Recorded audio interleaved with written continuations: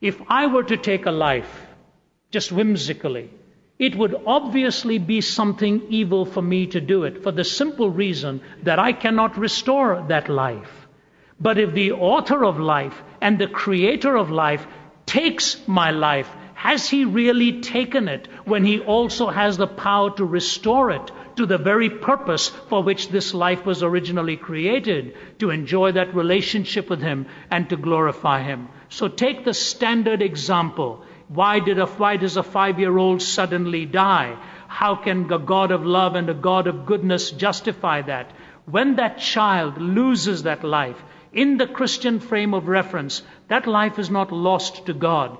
That life will spend eternity with God as that child is drawn back to God himself who made that child, made that little one.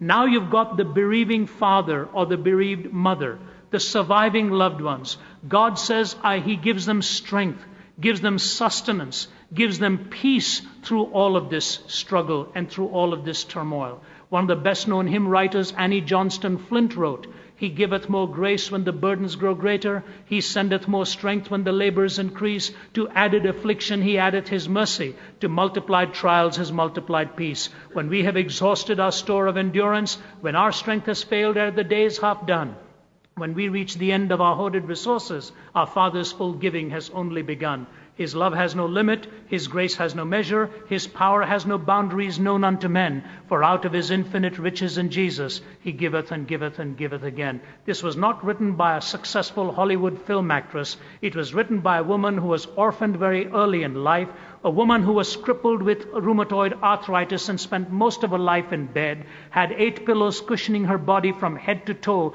because her body was covered with sores for all those years, a woman who was incontinent, who had lost control of her internal organs, and a woman for whom cancer was sapping away her life. He giveth more grace when the burdens grow greater. So not only is he able to restore the life that is lost, he is able to sustain the one in weakness and in deprivation. What about the skeptic who looks at the tragedy of that lost life and raises the question? It may be a strong reminder to the skeptic to awaken the moral reality of the nature of this universe and to help the skeptic understand that the very raising of the question reflects a moral law and a moral lawgiver, so that all involved in witnessing this tragedy have some witness of God in the process of raising the question. The one who loses the life, to have it restored. The one who is bereaved, to have the sustenance. And the one who asks the question, to recognize that the question is only valid if God himself exists. Let me tie it together.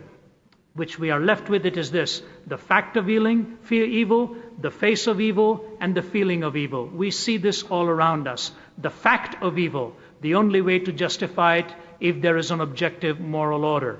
The face of evil, the accountability, the personal responsibility.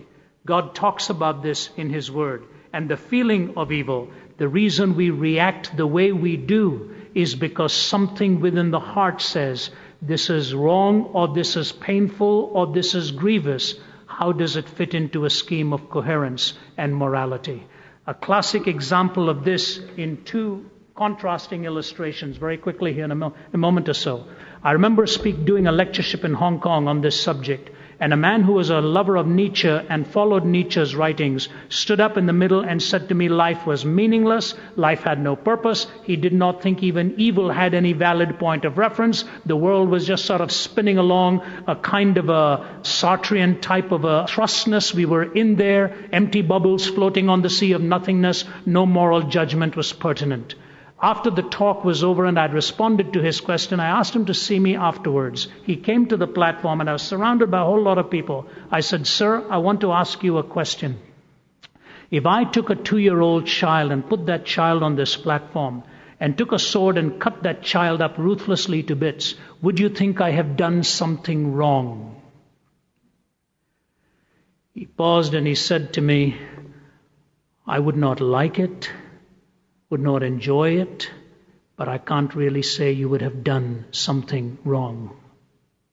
The people standing around were aghast. I said, "My dear friend, even you, while denying the fact of evil and denying the face, the responsibility of evil, find it inescapable to run from the feeling of evil. Even you would not like it. you better find out why you don't, or you will live in a world of complete chaos and complete cruelty.